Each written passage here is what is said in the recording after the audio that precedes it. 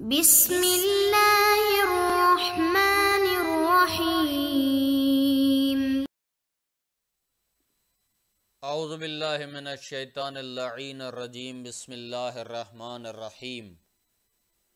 نحمدہ ونصلی علی رسولہ الکریم وآلہ الاطہار۔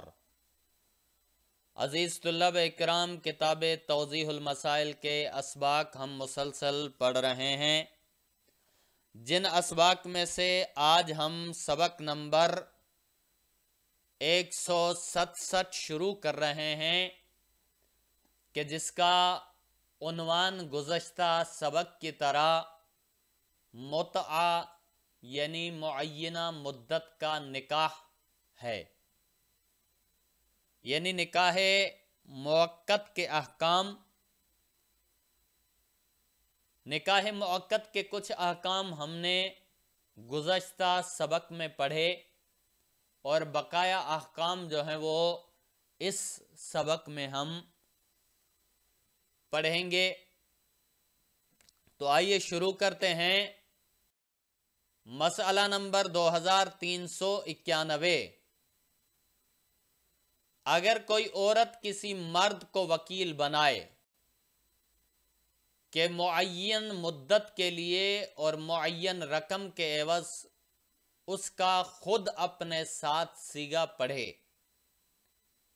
اور وہ شخص اس کا دائمی نکاح اپنے ساتھ پڑھ لے یا مدت مقرر کیے بغیر یا رقم کا تعین کیے بغیر متعہ کا صیغہ پڑھ دے، تو جس وقت عورت کو ان امور کا پتہ چلے وہ اگر وہ اجازت دے دے تو نکاح صحیح ہے ورنہ باطل ہے۔ کہہ رہے کہ مثلا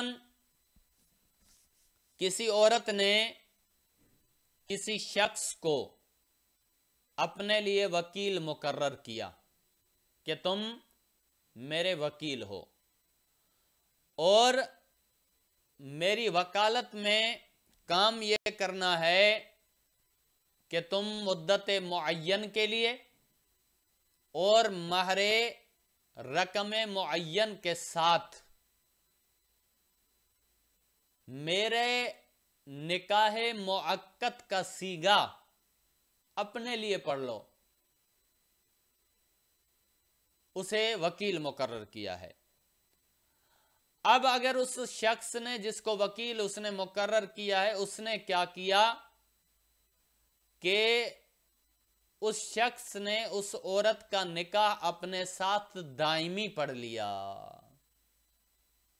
ایک صورت یہ کہ نکاح دائمی پڑھ لیا، دوسری صورت یہ کہ یا مدت مقرر کیے بغیر پڑھ لیا، مثلا مدت کو معین نہیں کیا، مقرر نہیں کیا کہ یہاں سے یہاں تک مدت تو ہوگی۔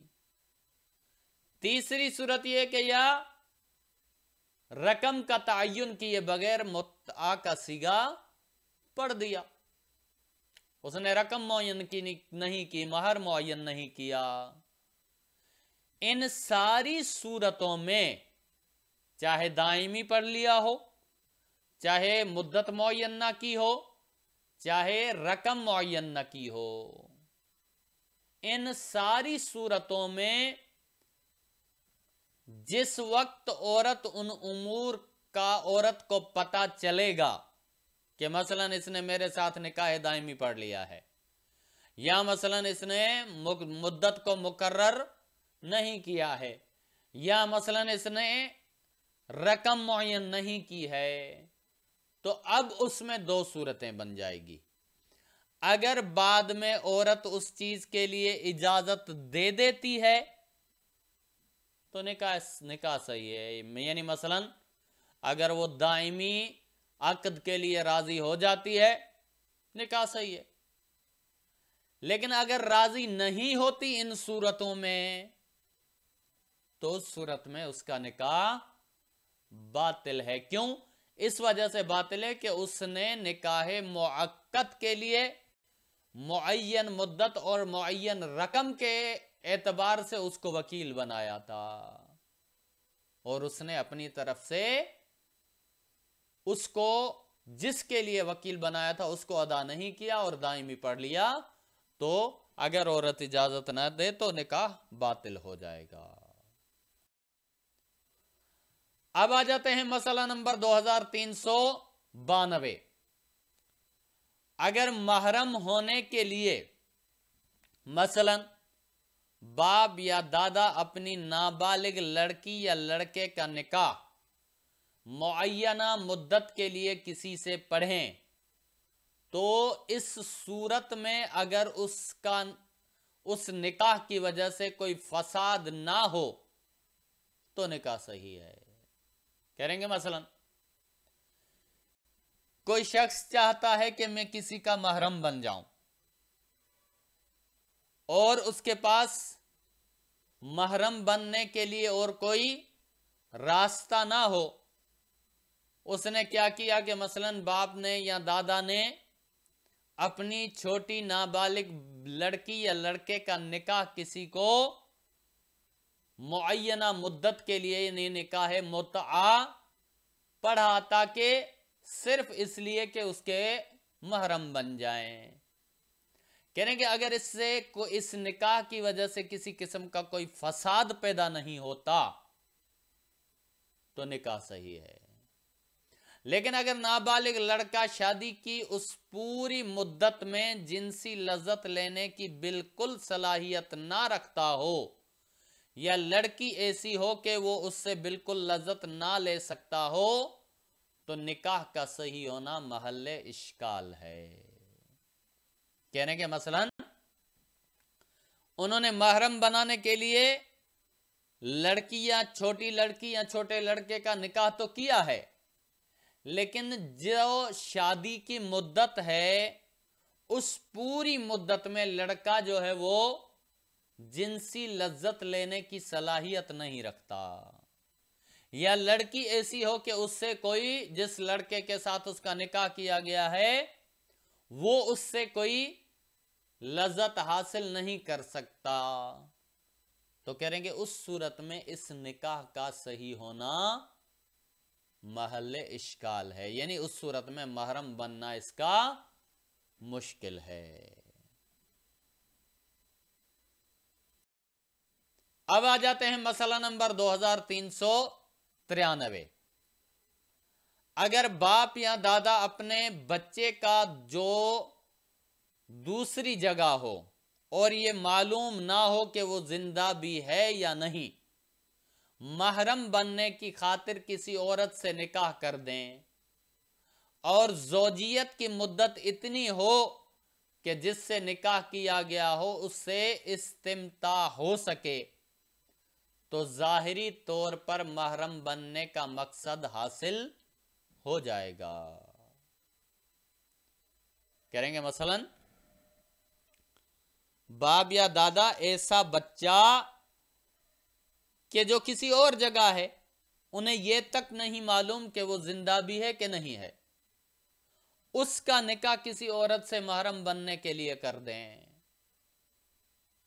और निकाह की मुद्दत इतनी रखी जाए कि वो बच्चा अगर होता तो उससे इस्तिमता की सूरत बन जाती, यानी उससे लज्जत हासिल करने के बराबर हो जाता, तो कहेंगे जाहिरी तौर पर महरम बनने का मकसद हासिल हो जाएगा, यानी वो निकाह सही होगा और उससे महरम बन जाएगा।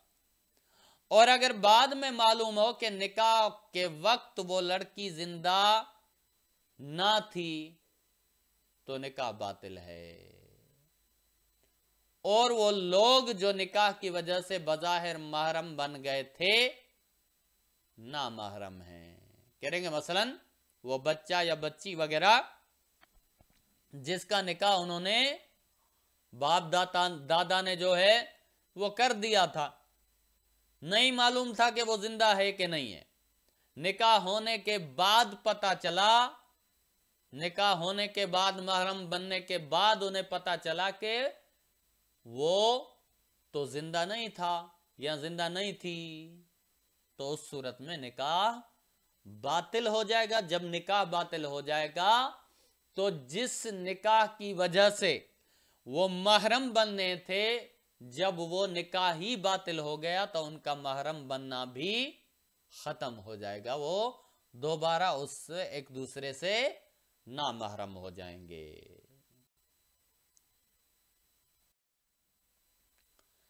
अब आ जाते हैं मसला नंबर 2394।